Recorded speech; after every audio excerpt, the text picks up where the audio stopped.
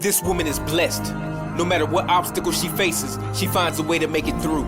She's a survivor and a champion. There's nothing that can be done or said to take that away from her. She has earned every single ounce of respect that she is given.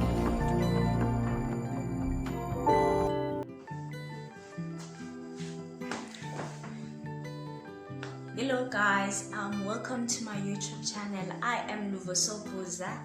I am 21 years old and I am living with HIV. I'll be taking you through my journey after being infected. Particularly, I'll be telling you how did I find out, who did I tell, and my reaction. Then lastly, I'll be telling you the purpose of this page. So let me just fast forward to my story. It was 2017 April. I was doing my matric then. I was supposed to go to the hospital to collect my glasses, so I went there. While I was waiting for the optometrist, a nurse came to us, and then she told us that we should test, we should know our statuses and everything, trying to motivate us to test. And then I said, why not? Because it was April and I last tested November. While I was testing November, I tested with my friends, and before that, I used to test with my mom. So this one was going to be like my first test alone. But I wasn't really nervous because all my life I've always tested negative. Testing positive has never came into my mind. So I followed the nurse and then she started doing the counseling. I wasn't really paying attention to that. She was like, okay, I'm used to this, I know everything. Because it was my first time testing, so I know the process, same old. So yeah. We did the test, and while we were waiting for it to start showing lines online, she asked for my card, and I told her that my clinic card, I've left it in my chair, and then she told me that I should go and collect it. So I went there to collect my card, and then came back with it, and she told me that we should do another test. Yo guys, so nothing came into my mind. She said we should do another test because with that test I wasn't there. So okay, I didn't mind. She did the test.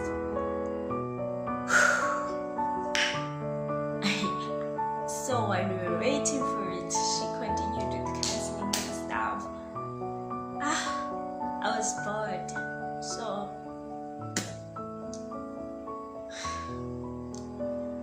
the second test came,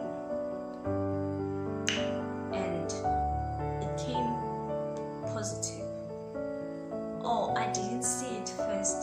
She said, I still remember, she said Luvo, and I'm like, I turned and looked at her, and she said Singengag. And at that moment my heart stopped. I panicked. I was so scared. She then passed me the test and asked Ubonantoni, and I told her that I see two lines. Asked Ma, do I know what they mean? And I said, Zitibandi positive. And she said yes. That moment I just didn't know how to feel. My mom used to attend these workshops about HIV, so she'd come back, tell us, teach us. So HIV wasn't really something that I didn't didn't know about. So I knew about it, and I never thought like I'm going to die or something. But I sort of felt like my mom would just think that I'm sleeping around now. And yeah, at home they didn't know that I was dating or anything. I've always been a good girl.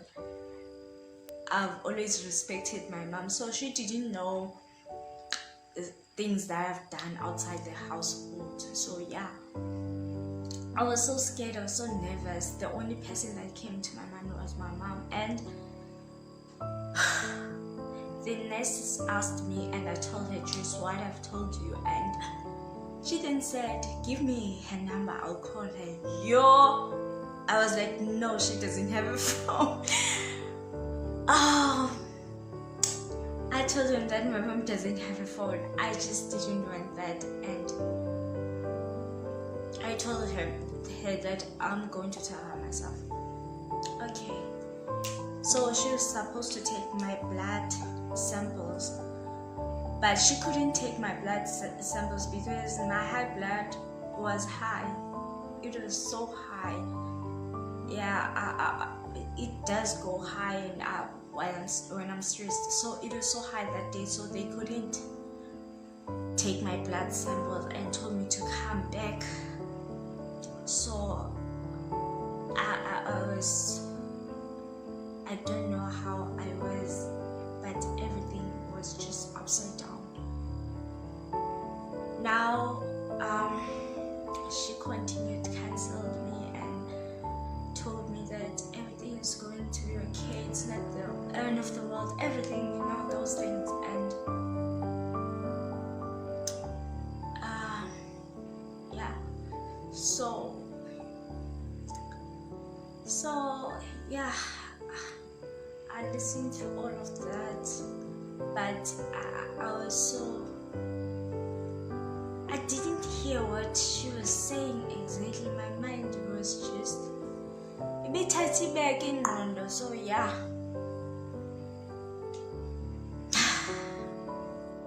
So guys, I left the room and went to the doctor, the one for the classes. So I took my classes and get back to school. And when I was heading back to school, I didn't use a taxi that day, so I walked because I was struggling to think on yeah. So I went back to school. When I got there, I called my friends and I said, I started trying to tell them, but I just didn't know how to tell them. I started writing down a positive sign, like a plus, and I asked them what's this, and they told me that a plus, and I said I said no, another word. How do we call plus? It's a what sign? And they finally told me that it's a positive sign.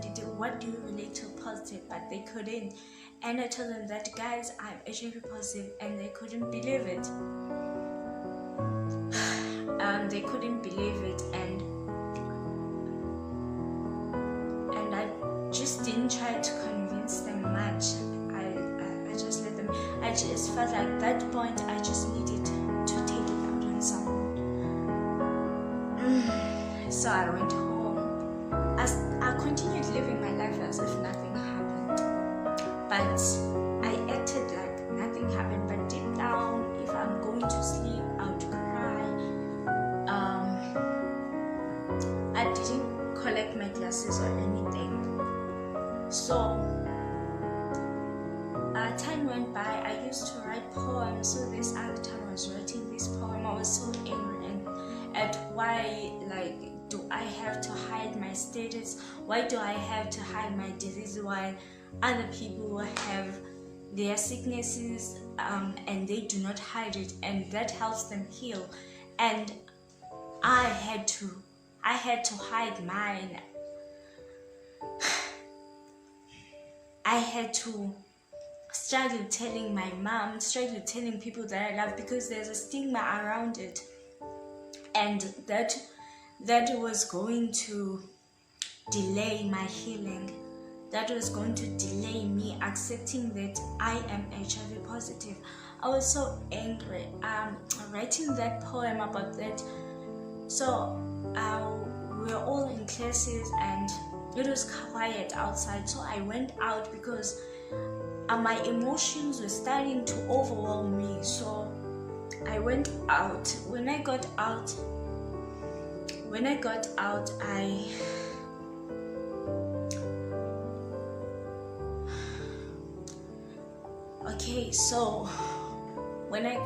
I went to the tap and I was really, really hurting, because even today I just don't see the reason why. I don't see the reason why we have to hide our statuses. I don't see the reason why, because I believe that it's part of the things that are contributing to the high rates of HIV in South Africa, because it's something that it's a shame. It's a shame, but you find out that 60% of the people have it, but some don't even know, because it's something that it's hidden, while it is so manageable than other diseases that people have, but people can live with. Okay, let me continue. Sorry about that. So I went to the tap. I started crying.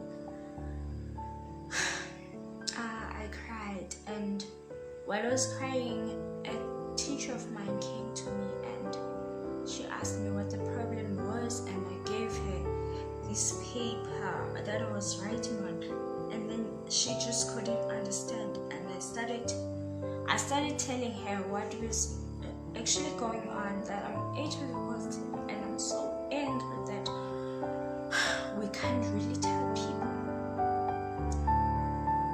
And even when I have to drink my pills, if I'm around people who do not know my status, I have to hide them. It was just overwhelming. So she said she just doesn't understand, but she's going to take me to another teacher that is also HIV positive. So she took me to that teacher, and with that teacher, it was the first time like talking with someone, and someone that understands every pain, every emotion that I was showing. And I used to go to her and we would start talking, and she would tell me that before I even tell anyone, let me just accept it and let me just heal from it. So it took me a month. So I'll just go, if I wanted to vent, I'll just go and vent and cry and do everything with her. So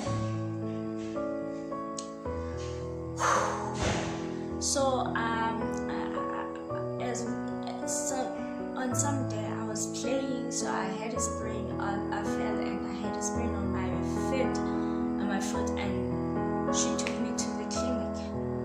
While we were at the clinic, she suggested that we should do a test and I should start my medication. And that's when the anxiety started kicking in again. I was so relaxed now, and everything, like, it felt as if I don't need to tell anyone anymore. Ooh. So I did all the process once more, and they gave me my pills. So now I went home. So when I got home, I was so scared to tell my family. I was so scared to tell my mom.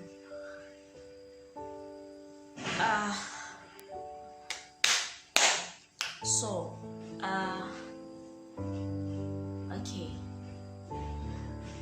I was so scared to tell anyone, and my pills were in my bag. So whenever I would just try to put my bag next to me in the bed, I was avoiding people touching it, because even those pills like make a hell of a noise, like sorry from so, but they make noise.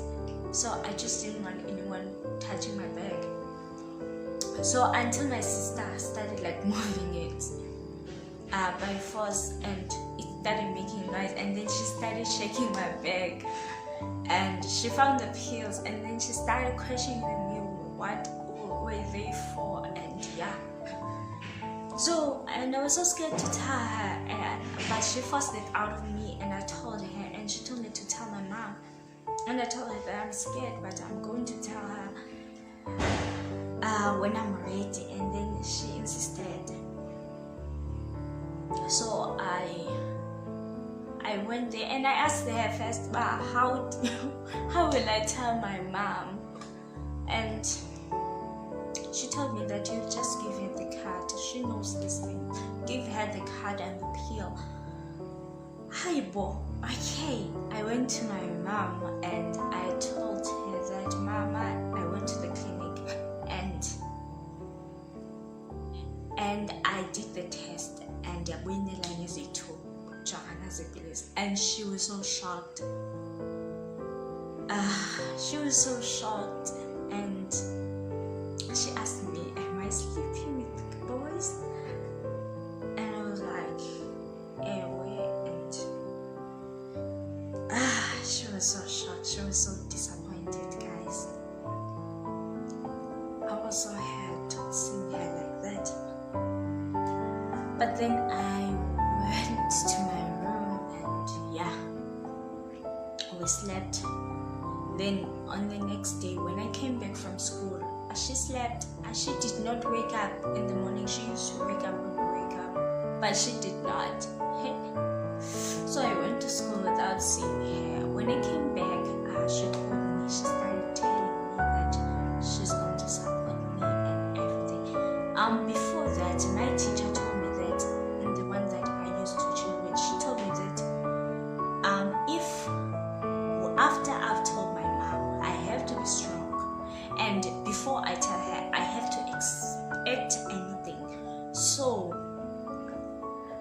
I was so strong, and I had to be strong for her, because when she sees that I'm strong, she will stop feeling sorry for me, because she felt like she'd take everything and put it upon her. So I was so strong, and I ate my pills, and yeah. Then after some time, I told my boyfriend, I told my boyfriend, and he asked me, was I cheating? And yes, I did cheat on him. And I told him yes. Asked me if I verified everything, and yes, I had. He was so disappointed, but he was so supportive. Was so supportive throughout. So yeah, that's just my story of how I found out and who did I tell, and their reactions. As for me, my reaction was just that first month I was so depressed, but I hide my emotions a lot. I tried. Oh, and that is just it. But then let's go to the purpose of this channel. Well, for me, I've always felt like I never felt the need to hide my status on day one. I just didn't understand. So, and I've never been so happier with my life ever since I've been so open with my status to everyone, because I've seen people, if they have to drink their pills, and there are people, they miss their time for drinking pills. If a person, you see, So my purpose for that is to for this channel is to actually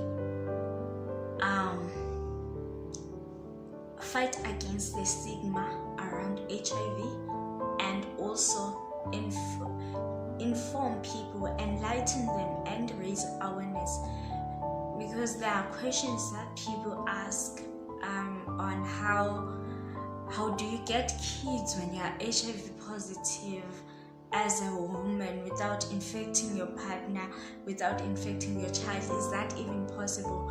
Oh well, yes, it is possible. There are pills, PrEP, whereby your partner drinks them, and then when he sleeps with you without a protection, then he won't be infected, and the child won't be infected too if you're drinking your pills and you are undetected. And also there are pills for children that you drink when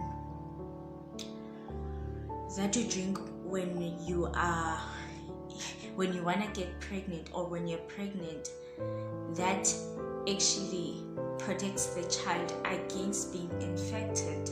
So it's possible when you're positive to give birth to a negative child and to have a negative partner. And then there are a lot of myths around around HIV, and my purpose is just to erase those myths. And also, people are struggling to accept people who are HIV positive. Not that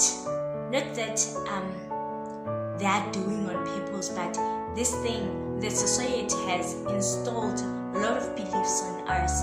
So people are so stereotyped around HIV, and they're struggling to accept people. You'd find in some households, if there's someone who has HIV, they have their own utensils, like they don't share with anyone. You see, even those kind of things. Well, me at home, I share everything. I just don't share my toothbrush and stuff. You see those things, but I do share spoons. I share a dish, and I share food, like I'd eat with my siblings. So there's no big deal in that. And I do get into relationships, tell my partner, and yes, and also it is also to raise awareness, because for me at that time, you see, you end up sleeping with someone because without protection, because you trust them and stuff, right? So in a relationship, trust shouldn't be measured with sleeping without protection and stuff. We shouldn't only fear pregnancy, but there are also things above pregnancy. And also it is to help people who are already infected to be able to rise above HIV.